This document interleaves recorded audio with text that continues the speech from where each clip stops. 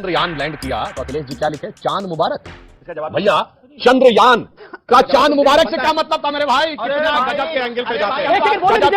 गजब की बात है। चांद को देखना इंपॉर्टेंट नहीं था, चांद पे उतरना वर्ड नहीं बोला। इसका अर्थ होता है कि आपके मन में हिकारत थी भारत की, इसलिए।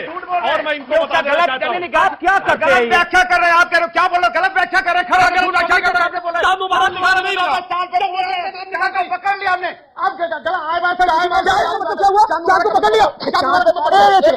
आपने बोला चांद मुबारक का मतलब ये हुआ, एक सेकंड, चांद मुबारक का मतलब इन्होंने बोला चांद को पकड़ लिया। पकड़ लिया, चांद पे पहुंच गए, चांद पे खड़े हो गए, चांद मेरे पकड़ लिया। बोला कि नहीं बोला? जिन्होंने सुना वो हाथ खड़ा करे। शब्दों को तोड़ते बोला, अरे बोला। नमस्कार दोस्तों, स्वागत है आप सभी का। आप देख रहे हैं हिंदुस्तान पॉइंट ऑफ व्यू। दोस्तों आज मैं जिस वीडियो पर रिएक्शन देने वाला हूं वो वीडियो है न्यूज 18 इंडिया के आर पार शो का। दोस्तों आज की डिबेट होने वाली है बीजेपी के प्रवक्ता सुधांशु त्रिवेदी और समाजवादी पार्टी के प्रवक्ता अनुराग भदौरिया के बीच में।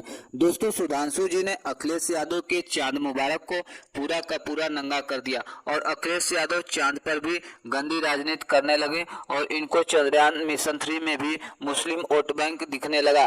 तभी सुधांशु जी ने इस टूटी चोर को कुत्ते की तरह एक्सपोज करके बताया कि यह एक नंबर का जाहिल आदमी है और उठा के सीधा इस टोटी चोर को गटर में डाल दिया। दोस्तों यदि आप चैनल पर नए हैं या चैनल को अभी तक सब्सक्राइब नहीं किया तो प्लीज चैनल को सब्सक्राइब किए बिना मत जाइएगा। तो चलिए हम लोग मेन वीडियो को स्टार्ट करते हैं। तुष्टीकरण कितना गजब का है कि जब चंद्रयान लैंड किया तो अखिलेश जी क्या लिखे? चांद मुबारक। इसका जवाब भैया, चंद्रयान का चांद मुबारक से क्या मतलब था मेरे भाई? कितना गजब के एंगल पे जाते हैं। गजब की बात है भाई। और इसमें सुनिए, चंद्रयान में कोई दूसरी भाषा का शब्द नहीं है।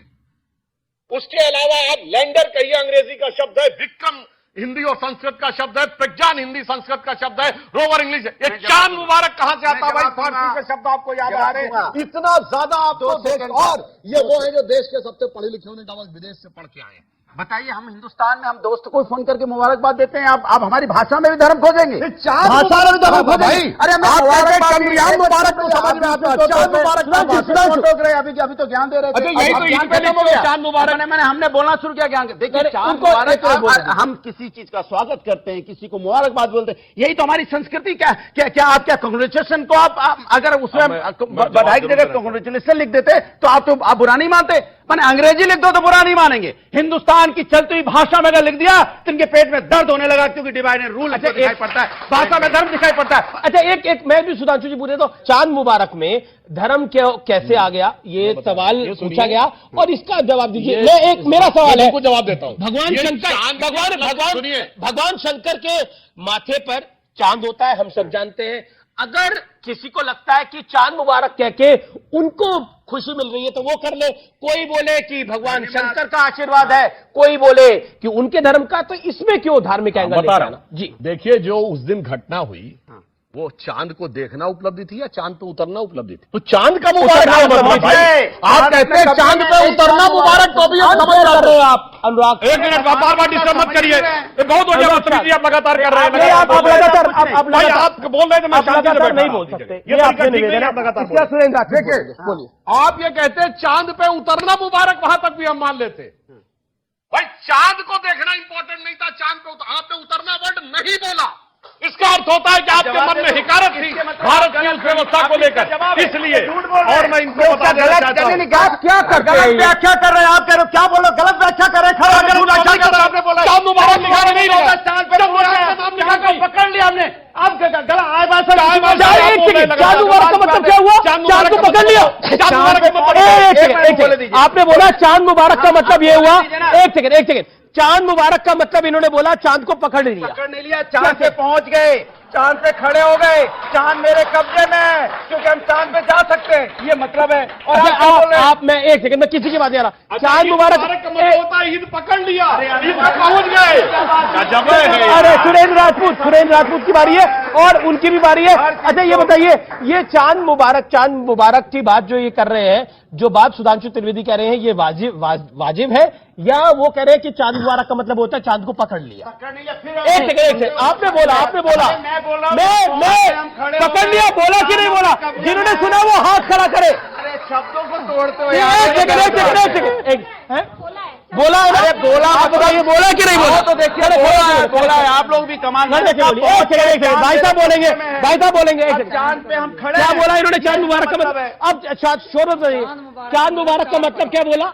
चांद पकड़ा। चांद पकड़ लिया। अब मैं इनके पास भी नहीं आ रहा। सही पकड़े।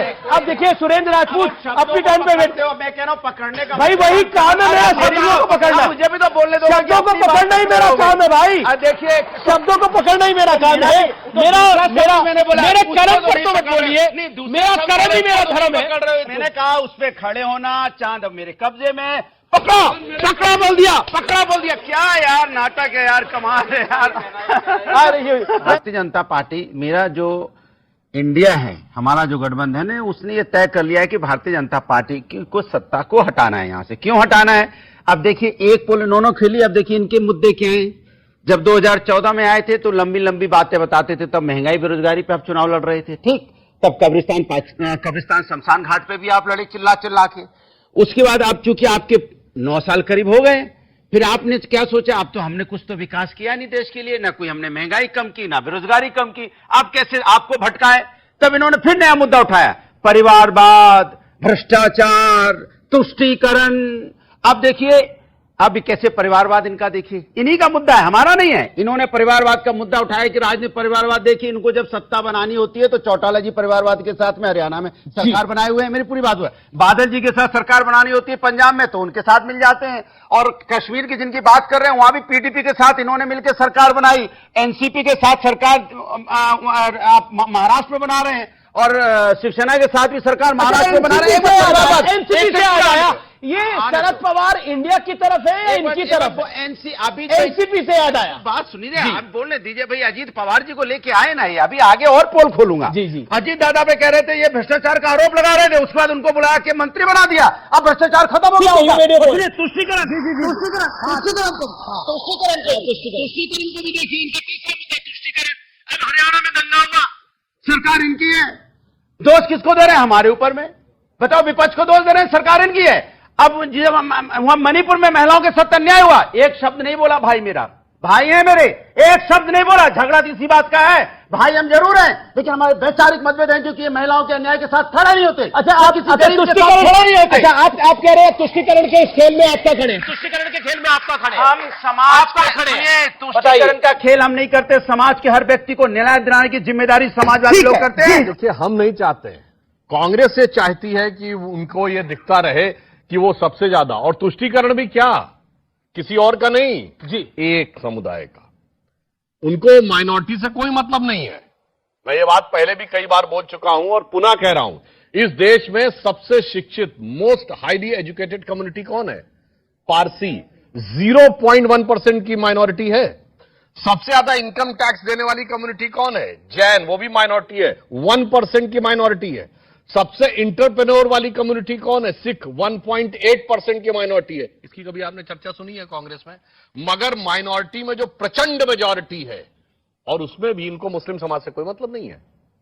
इनको सिर्फ उसके कट्टरपंथी तबके से मतलब है।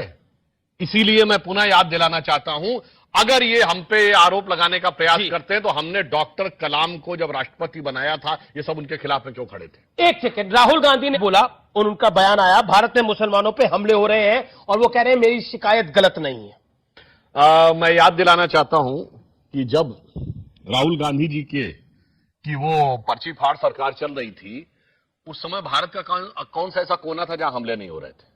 बताइए, कहां आतंकवादी घटनाएं नहीं हो रही थी? चंडीगढ़ से चेन्नई तक, दिल्ली से लेकर मुंबई तक, गुजरात से लेकर गुवाहाटी तक, हैदराबाद से लेकर बेंगलुरु तक, लखनऊ से लेकर फैजाबाद तक, जयपुर से लेकर नागपुर तक। कहां धमाके नहीं होते थे? तो हमले नहीं हो रहे थे। चलती ट्रेन, चलती बस अड्डे, और कहां लिखा रहता था ट्रेन स्टेशन पे, ये मत छूना, बम हो जाएगा, फट जाएगा वगैरह वगैरह, तब नजर नहीं आ रहा था। ठीक है जनाब, जो मैंने कहा, कलाम साहब को राष्ट्रपति बनाने के खिलाफ खड़े थे।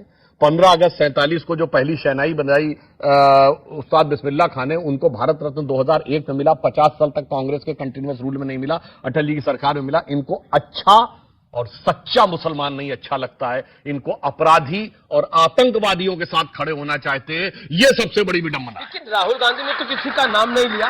मैं सुरेंद्र राजपूत आपके पास आता हूं और आपसे जानना चाहता हूं, इसलिए मैं एक लाइन और कह दूं, जी, जी, इसलिए सर डर सिर्फ अपराधियों और आतंकवादियों को लग रहा है, अच्छे सच्चे देशभक्तों को नहीं लग रहा। ओके ओके, सुरेंद्र राजपूत ये सुधांशु त्रिवेदी ने लंबा बोला और आपको भी मैं उतना ही चांस दूंगा, और सवाल बहुत सटीक है। क्या आपको लगता है कि जो बात राहुल गांधी कह रहे हैं, और वो बात पहली बार नहीं कह रहे, वो विदेश में जाते हैं उस बात को बोलते हैं, देश में रहते हैं उस बात को बोलते हैं, क्या आपको लगता नहीं है कांग्रेस भी एक वोट बैंक की तरफ निशाना साधना चाह रही है?